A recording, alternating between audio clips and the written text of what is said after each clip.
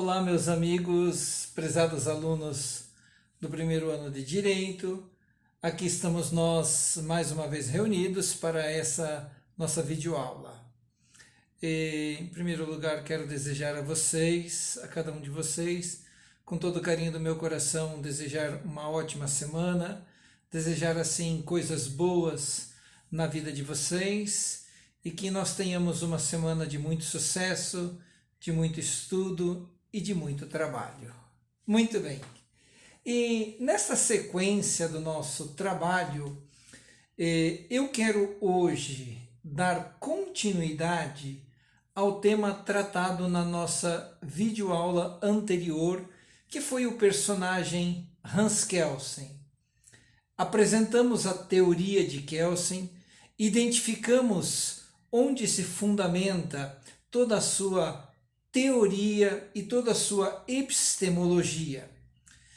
E mais do que uma apresentação, mais do que uma verificação deste autor contemporâneo, a aula de hoje eu tenho como finalidade, como função, como meta, dar assim uma continuidade a tal temática, pensando o impacto e a atualidade de Hans Kelsen para o direito. Ou, em outras palavras, uma teoria que parece assim, num primeiro momento, parece até de pouca importância, de pouca monta, como nós diríamos. Qual é o impacto que essa teoria tem no direito? E qual a atualidade desta teoria tem no direito e no direito constitucional brasileiro? Essa é a finalidade da nossa aula. Num primeiro momento, talvez a gente levantaria um questionamento assim, puxa, um autor, mesmo sendo assim um grande escritor, mas um autor que parece que assim meio que ultrapassado, meio que ficou assim, parece que a parte. Para que estudar Hans Kelsen? Por que estudar um autor assim do final do século passado, início deste século? Mas e ao mesmo tempo assim, por que estudar um autor tão crítico e que é passível de tantas críticas?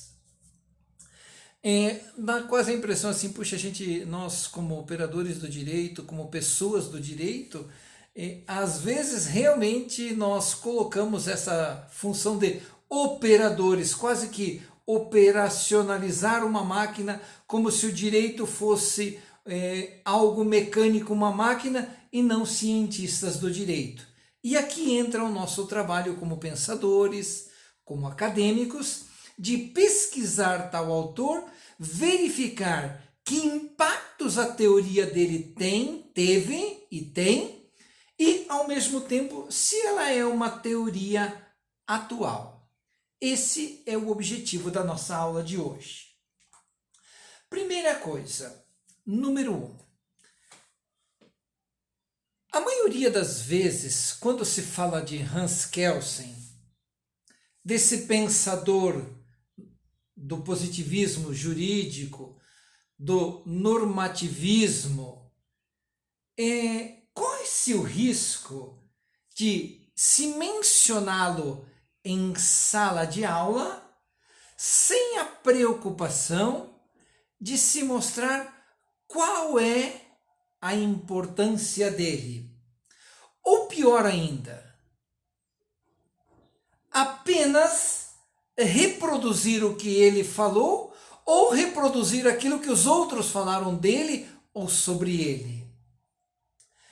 É importante dizer, quando nós falamos de impacto e de atualidade, que Hans Kelsen continua atual nos dias de hoje. E nós vamos ver por que ele continua atual e vamos inclusive dar algumas indicações bem pontuais sobre essa atualidade do mesmo.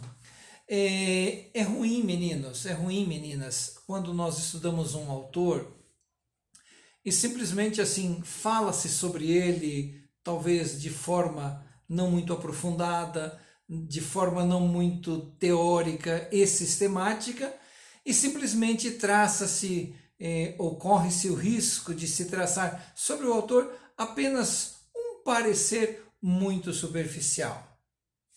Número 2. Uma coisa importante a lembrar quando nós falamos da atualidade deste pensador. A grande maioria dos professores nossos, a grande maioria dos mestres e doutores do direito, que são professores nossos, que são os grandes escritores contemporâneos dos quais nós temos acesso à literatura, eles foram formados academicamente, as faculdades pelas quais eles foram formados, esses professores, esses mestres e esses doutores, esses cursos de direito foram idealizados sob a égide do positivismo jurídico do pensamento kelsciano. E outro detalhe, meus queridos, muitos dos nossos autores, dos nossos professores, as suas práticas jurídicas hoje, aquilo que eles fazem nos seus escritórios de advocacia, no momento em que eles aplicam as teorias do direito, grande parte delas são de influência epistemológica kelsciana. Então veja como Kelsen ele está atrás desse pensamento e dessa praxis jurídica atual. Número 3. Quando nós falamos de atualidade do pensamento kelsciano, só assim para trazer à memória, para trazer assim em evidência a sua atualidade, o próprio Tribunal Federal, Supremo Tribunal Federal, STF, num dos seus recursos extraordinários, apenas para exemplificar, o recurso 89.8450, ele cita literalmente a teoria de Kelsen quando ele quer discutir um dos princípios básicos constitucionais, que é o princípio da igualdade. Então veja, não é apenas um escalonamento, uma pirâmide kelsciana, mas o Supremo Tribunal identifica a importância desta teoria.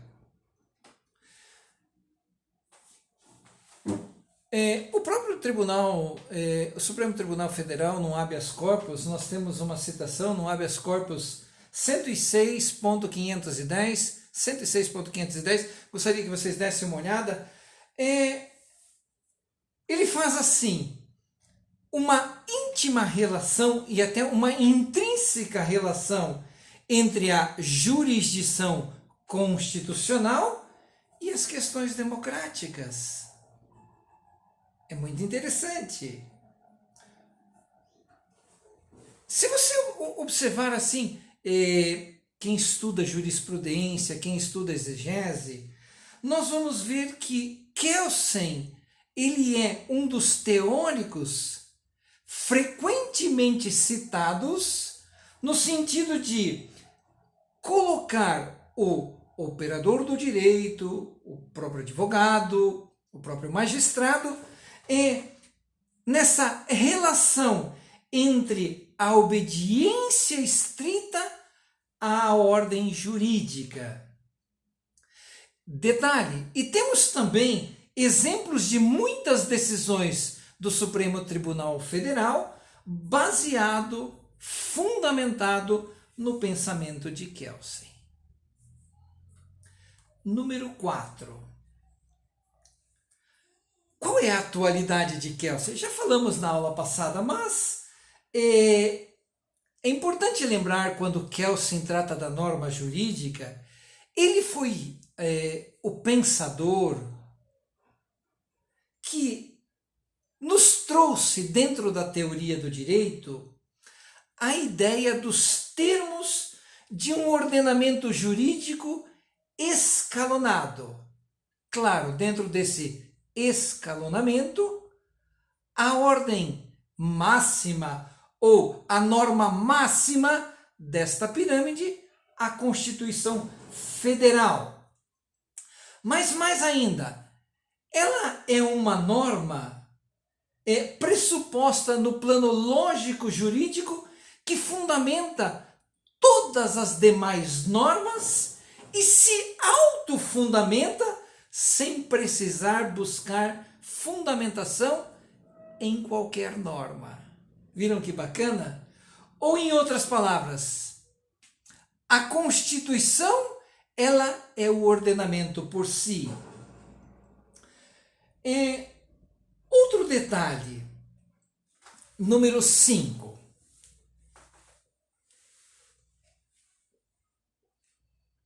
Kelsen recebeu uma crítica muito grande quando ele fala desse ordenamento jurídico, desta norma jurídica, desta Constituição, colocando o Poder Judiciário como sendo o único guardião, ou a função do Poder Judiciário ser esse guardião da Constituição. Ele diz que esses guardiões, na verdade, eles têm a função, quando ele fala desse escalonamento, de ser uma verdadeira corte constitucional, onde Kelsen, ao pensar a norma, chama esta corte, no seu modo de agir, naquele controle repressivo concentrado da constitucionalidade. Ou, em outras palavras, é de responsabilidade dos mesmos fazer com que a Constituição se cumpra. Número 6. E aqui é uma coisa muito curiosa, meus queridos, que quando nesse viés da constitucionalidade ou do escalonamento piramidal de Kelsen, Kelsen traz algo incrível, que eu acho assim muito incrível. Quando ele diz que uma norma, se ela tiver, ou se ela for eivada de inconstitucionalidade, ela não é uma norma anulável, mas já por si ela é nula. Ou, em outras palavras, o vício da inconstitucionalidade seria o vício mais grave que uma norma pode possuir. Ou, em outras palavras, é impossível constitucionalizá-la após a sua entrada em vigor, ou seja, ela já nasceu inconstitucional. Então veja, Kelsen diz que as normas não são produzidas apenas pela lógica, mas elas existem por razão dos atos de vontade do legislador que as cria. Ou, em outras palavras, o Poder Judiciário. É claro que já falamos na aula passada que esses atos de vontade não são livres, não são subjetivos, não são meramente arbitrários, senão nós correríamos o risco, e aqui algumas críticas que o pensamento de Kelsen sofreu ao longo da história, principalmente no pós-Segunda Guerra Mundial, onde esse Supremo Legislador poderia, independente desse respaldo lógico, poderia arbitrar em causa própria. Por isso que Kelsen diz que a norma jurídica ou a ciência jurídica, ou a ciência do direito, mais do que um mero operador ou uma operacionalização do direito, ela só pode ser pensada a partir de uma construção escalonada do ordenamento jurídico que estabelece patamares, tendo como base a hierarquia das normas, para chegarmos assim à Constituição. E mais ainda, já falamos que para Kelsen, nesse escalonamento, a norma mais alta de todas, é claro, é a norma constitucional, considerada a norma fundamental, a norma fundamental, a partir da qual se inicia todo e qualquer escalonamento hierárquico do ordenamento jurídico. Fantástico, né, gente? Fantástico. Acho incrível Kelsen. Número 7. Por que Kelsen é tão atual? Eu me encanto. Já falei para vocês que eu tenho algumas críticas ao modo como Kelsen pensa, mas me encanta o como ele, como pensador, como alguém que pensa uma ideologia num viés do direito, o como ele pensa a questão da norma. Uma coisa curiosa, assim, o impacto, quando eu falo do impacto e da atualidade do pensamento de Kelsen. Kelsen, à luz do pensamento kantiano, lembram da crítica da razão pura, quando Kant diz, lembra que a gente já tratou em aulas passadas, quando Kant diz assim, se eu sei que algo, a minha razão diz que algo por meio dos juízos analíticos e sintéticos, se a minha razão diz que aquilo é verdadeiro, portanto aquilo se torna norma. Então Kelsen tem esse viés bem kantiano. Mas Kelsen, à luz do pensamento kantiano, ele conseguiu pensar o direito. E isso é curioso, pela primeira vez na história, não como uma mera praxis, isto é, tal situação, tal aplicação da norma.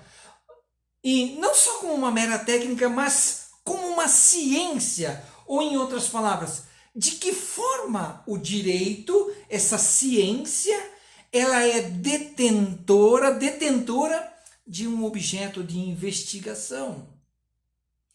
Ou em outras palavras, todos os ordenamentos sociais serão passados pelo viés, pelo critério da norma jurídica, óbvio, escalonada.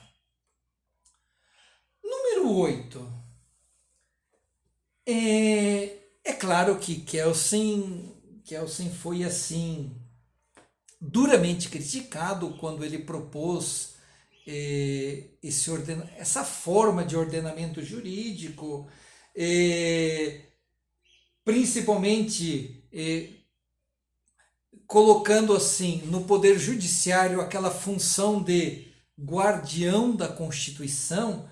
Ele tem um autor chamado Carl Smith que faz uma crítica assim muito dura ao próprio Kelsen, dizendo que esse guardar a Constituição parece ser uma coisa assim muito séria, muito grande e quase que dando ao poder jurídico, ao poder judiciário, esse poder supraconstitucional, vamos dizer assim. E ele traz, claro, essa lembrança, quase colocando assim a figura de Hitler, que em nome da Constituição simplesmente seria justificado qualquer ação, inclusive uma xenofobia, um massacre em nome de uma raça. Uma outra crítica, número 9, que Kelsen recebe, e aqui é muito interessante, do qual eu compactuo de uma certa forma, é que quando Kelsen fala desse ordenamento escalonado, parece que ele não prevê todas as variáveis dos fatos sociais ou das hipóteses sociais, das várias modificações contemporâneas nas relações humanas ou das transformações sociais que estão acontecendo nos últimos tempos. Alguns dizem que ele chamou aquilo ali quase que de uma zona de moldura, quase que ele ficasse à margem disso, e dizendo para ele quase essa crítica que parece que essa forma de pensar ela não é capaz de prever todas as hipóteses dos fatos sociais. Talvez há 50 anos atrás os ordenamentos sociais eles eram pautados de uma forma. Hoje, 50 anos após, quantas mudanças, quantas transformações. E por isso que quase que daria ao magistrado um poder absurdamente discricionário, onde ele, subjetivamente, deveria ou seria capaz de decidir com base nas suas próprias convicções, nas suas próprias visões de mundo, deixando a sociedade quase que à mercê de uma decisão bem solipsista ou bem individual. Eu faço aqui também essa minha crítica, principalmente nos tempos contemporâneos, quando nós hoje, a partir da complexidade das ciências, da neurociência, da neuroanatomia, da psicologia, dos avanços da psicologia, para verificarmos quando este magistrado, ao analisar o caso específico, deveria levar em conta fatores subjetivos, sem perder de vista o escalonamento jurídico.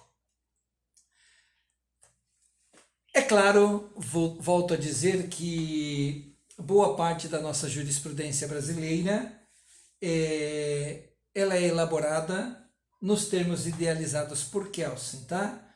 Muitas vezes até de forma equivocada, mas com bastante inspiração dele. Eu termino a minha aula dizendo assim, meus queridos, sua teoria, a teoria de Kelsen, é muito mais do que a chamada pirâmide de Kelsen. Kelsen tem um pensamento encadeado, refletido, pensado, onde ele, como pensador, como pesquisador do direito, como cientista do direito, procurou dar o grau de cientificidade que a ciência como o direito necessitava. Incrível, né, gente? Incrível.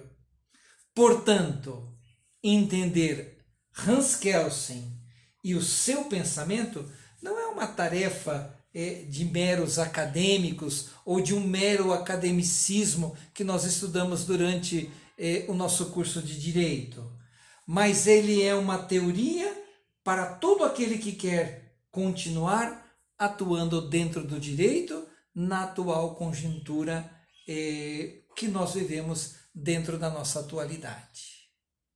Meus queridos, espero ter contribuído mais uma vez com vocês, espero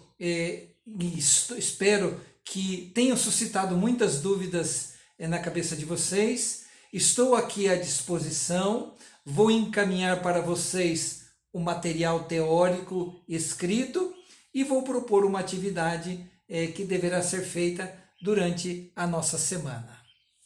Um grande abraço, fiquem com Deus, se cuidem, fiquem em casa e que o melhor da vida aconteça para vocês. Um abraço.